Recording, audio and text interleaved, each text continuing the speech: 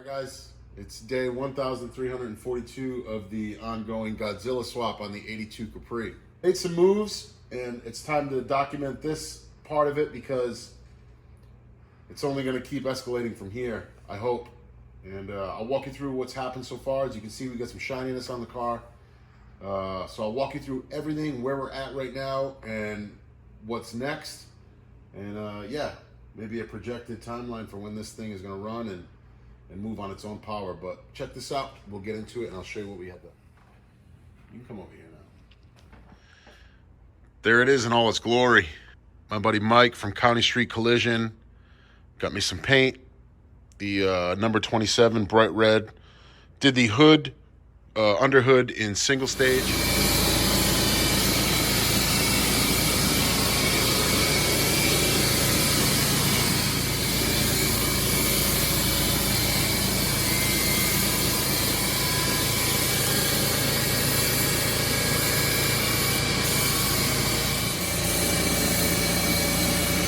Top dog on a Sunday. God bless America. Just the way it was supposed to be. And got the underside of the hood sprayed as well. Got the hinges shot, sorted bracketry.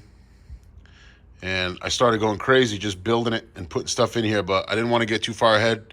So I'm going to walk you through what we've done so far and some of the accoutrement of the engine bay. So in the last video, I believe we left off with installing the pedal box assembly and getting all that to work, modifying the throttle pedal.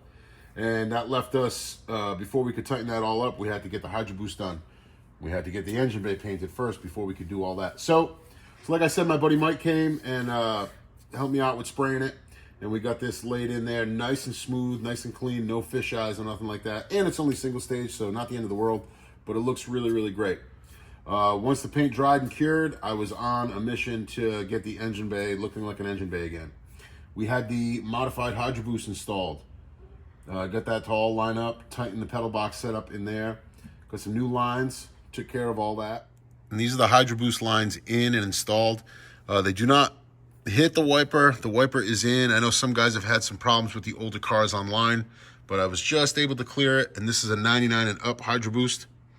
So we got that taken care of. This is my low brake fluid sensor, but I'm not sure if I'll be able to use that with the Dakota Digital Dash. But I'll get it sorted if I can make it work. And I got to get the proportionary valve to set up. You can see the brake lines down there, nice and clean. Clutch cables hanging there. Everything's ready to just get attached. It's just going to take some time. We got some classic tube brake lines. I bought their kit and I really, really like it. It lays out the way it's supposed to be factory. I have to still do the proportionary valve and the feed. Mind you, this is a Fox with a Hydro Boost setup, disc brake rear end. So I kind of got a hodgepodge, some Fox body lines, some modular car SN95 lines, but I'm getting it all to work slowly and steadily. Everything else is pretty much how you would see it. On this side, originally the battery was on the passenger side, but doing the Godzilla and ease of cleanliness, I opted to bring the battery over to the driver's side. I did install a starter solenoid over here, and I did redo some of the wiring. We'll get into that in a minute. We have a newer style washer tank. It's going to be a street car. I still want the washer tank in there, so I can clean them windshields on them big trips. And we got a 3-core radiator from LMR. You know, your clutch cable and your firewall adjuster, all stuff I kind of mocked up just to make sure I was going to have no issues when I assembled everything. I want to get into, I did a little wire tuck over here, but I didn't mess with the ease of accessibility if something were to ever go wrong, but as I started peeling back the harness, there was just a lot of not needed craziness in there. So I decided to modify it a little bit just to make it easier for me and simplify it down. So I'll show you some of that right now. So I decided to, once the dash harness was plugged back in after we painted the engine bay, I decided to fish it through here. And I kept everything nice and tight underneath the apron here.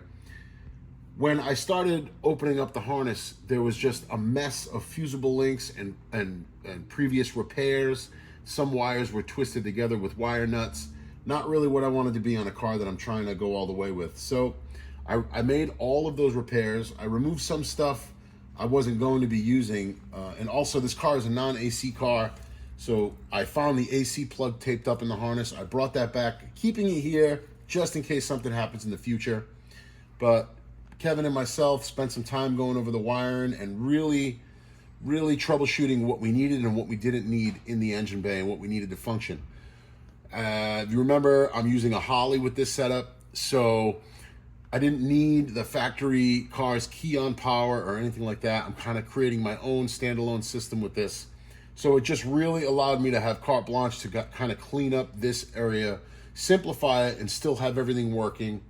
It's still going to function normally, but like 20 fusible links coming all in a circle to one wire was pointless to me, taped up in a harness. So I made my own fusible links, my own setup. It's still going to be powered up the way it is. It's been tested. The dashboard still sees the power it needs to see. So it just kind of simplifies the whole deal. And we use the newer tank here, but we still, the 82 plugged right into it. We have a washer tank set up. That was, I mocked that up in here. Luckily, it's real easy to do and straightforward. And this is just my horn wire. This is the only wire I have left. All my headlight wiring there. And that's pretty much it for the wiring. The only other wiring that's left is going to be the Dakota Digital cluster. I was lucky to grab the last one from LMR. And the Holly, the Jolt Holly system going in here. That's going to be it as far as wiring. So, you know, I'm hoping that everything just kind of falls into place. The motor shows up and I can get rocking and rolling. I have everything except the motor, and I have everything except the motor. So that's kind of the only thing holding me back right now. I got to buy a Holly computer, a harness, and the engine. So that's where I'm at with the project.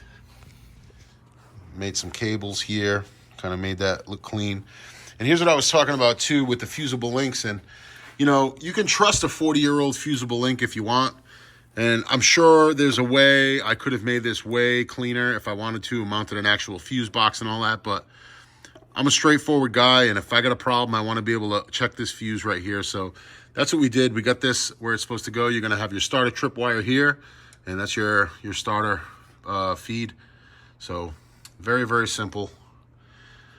I'm overall pleased. To be honest with you, anybody that knows me, this is probably the most patient I've been with a project. And, you know, I'm going to keep it that way. So I try to, again, do the install kind of clean. And I use some nut certs here for the battery tray and also for the starter solenoid. And it actually, you know, it grabs a good ground and you don't got to worry about those self-tappers loosening up. So it's just a little thing, just a nut cert gun and some patience. And it's scary drilling a freshly painted engine bay, but I just took my time. Here's where we left off with the interior too. I still haven't slid the column in because I didn't want that to be in the way. I could probably take care of that right now, but I got to pull that cluster out because I do have, like I said, the Dakota Digital coming, and that really simplifies everything. So we're getting there. Probably have this detailed at some point too, but I'm excited, man. I appreciate you guys. Door pins too. Put that on the list of stuff to buy. All right. So that takes care of the engine bay. The engine bay is essentially sprayed, ready to rock. Here's what we're going to move on to next. It'd be nice to get the car on all four wheels again. So we're going to build the front end. We're not going to do that in this video, but just going to segue into it on the next video. But you'll know exactly what happens and what needs to get done. So all right, let's talk about what we got going on here. I grabbed this setup. This is a Team ZK member for Godzilla swap. And I grabbed this through the shop, Des Racing. I get all my stuff through them. Even though I work there, I'm still buying all this and making it happen. But this killer K member from Team Z, I've used a few of these on a couple of other Godzilla swaps and customer cars. And fit, finish, durability, strength, all of that in spades. It has it all. And they got these, their control arms. Come with it with a... It's a regular Fox style ball joint. I talked to them about putting an SN95 ball joint in there for the spindles. They told me to just use a spacer. They've used a spacer with no issues. So these are the control arms that are going to go in. Another control arm here. I really like these These AGX adjustables from KYB. I put them in a few cars now, a couple of cars that I own. The drivability is great. You get no stiffness, nothing like that, no odd clunks or anything like that. The fitment is good, and they're adjustable, which is really nice for a car like this. You can get, it's great for a car like this where you can get maximum performance, and they match the color of the car. So that's a geeky kind of thing. We got some new struts, and the gang at UPR is always great to me. Again, you know, we're a dealer at the shop, Mike Does Racing, and UPR, I'm gonna do the caster camber kit, the billet one, and get that taken care of, and the billet coilover kit, and they're in black too, I believe. So it comes out really nice. You know, I'm trying to just go with a red and black theme and keep things clean. Yeah, there's the whole coilover kit. I mean, you can see their finish on this stuff is killer. So that'll be the next video. As soon as we get some heat in the shop. Right now we're kind of working with just a bullet heater and a bunch of hugging. So we're gonna get some heat this week installed, and once the heat is installed, we're probably gonna get the car back up on 4 wheels and, you know, get the motor dipped in, get the tranny mocked up, get some exhaust rolling, and hopefully get the car rolling before you know it. I'm just super excited to see this thing come together, and I appreciate all you guys. You know, I'm trying to grow the subscribers, and not on a monetary thing, because I have a separate YouTube channel that I treat as a business, and this is all for fun, but I just love the Fox Body community that's out there, and I'm just, yeah, I'm grateful for everybody that checks the videos out. I appreciate it. So stay tuned. Next week's video will probably be this front end whacking together on the 82 Capri, and we'll see what else we can get into. But yeah, man, I'm excited. One step closer every time. So we'll talk soon. Peace.